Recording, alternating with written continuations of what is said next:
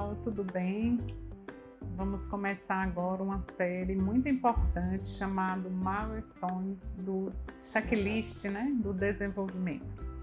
A gente vai falar sobre os marcos do desenvolvimento neuropsicomotor, a importância dos pais se apropriarem, conhecerem quais são os marcos, quais são as habilidades e competências que a criança deve adquirir, em cada marco. De acordo com a Sociedade Americana de Pediatria, CDC, a gente avalia a criança trimestralmente, É importante dizer que cada criança tem seu tempo, desde que seja dentro de uma janela esperada. Então, tem crianças, por exemplo, que ela tem até os 3 meses para adquirir o controle cervical, mas tem criança que adquire com 2 anos, com 2 meses, com 2 meses e meio. Desde que seja dentro de um intervalo aceitável para a idade, tá tudo bem, tá, pessoal?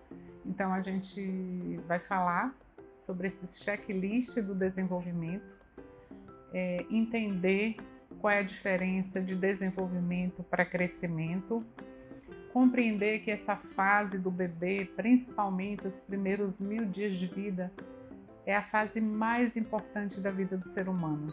Tudo que esse indivíduo será no futuro vai depender dessa fase tão importante, uma fase de intensa neurogênese, sinaptogênese e um período que a criança tem que receber muitos estímulos, muitas oportunidades para que ela tenha um desenvolvimento pleno. A ideia dessa série é habilitar os pais a ter um olhar mais aguçado, um olhar mais vivo para os marcos do desenvolvimento, tanto os marcos físicos, as habilidades físicas, como comportamentais do bebê. A nossa ideia é, numa linguagem fácil, simples, instrumentar vocês, pais, que assistem o nosso canal, o nosso Instagram, poder conhecer quais são os marcos e as habilidades da criança em cada período. Então, toda vez que a gente fala em marco, a gente fala do marco motor, o marco sensorial, a comunicação, a linguagem e a parte socioemocional da criança, assim também como a parte da alimentação.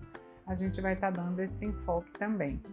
Então, nós iremos, essa série, ela vai até 1 ano e meio a cada 3 meses, que a mudança acontece de forma muito intensa. Até os 15 meses, a gente verifica que a criança está numa fase chamada de macromotricidade. Então, o desenvolvimento e as mudanças, na parte motora é muito intensa. A partir daí, a gente vai avaliar e vai acompanhar o desenvolvimento semestralmente e depois anualmente até os 3 anos de idade. Me acompanhe nessa aventura.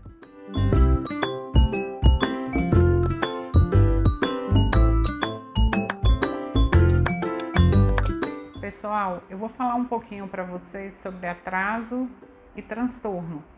Atraso é quando a criança não acompanha os marcos esperados para a idade. É muito importante a gente ficar atento se o bebê é prematuro. Se for prematuro, a gente precisa corrigir a idade. Digamos que a gente tem um bebê de 6 meses e que nasceu prematuro. Então, digamos que ele tenha nascido de 7 meses. A idade corrigida desse bebê deve ser 4 meses. É 4 meses. Então, as expectativas é que as habilidades e as competências desse bebê sejam compatíveis com a criança de 4 meses. E aí, caso não seja, a gente chama isso de atraso. Um atraso não é sinônimo de transtorno. Uma criança pode ter um atraso por falta de estímulo, por N motivos, por algum comprometimento não neural, por um torcicolo, por um refluxo, por várias questões. É uma criança que tem um refluxo intenso, uma criança que ficou muito tempo hospitalizada. Tudo isso pode gerar atraso no neurodesenvolvimento. É importante que a gente deixe claro aqui que atraso não é sinônimo de transtorno, mas todo transtorno cursa com atraso.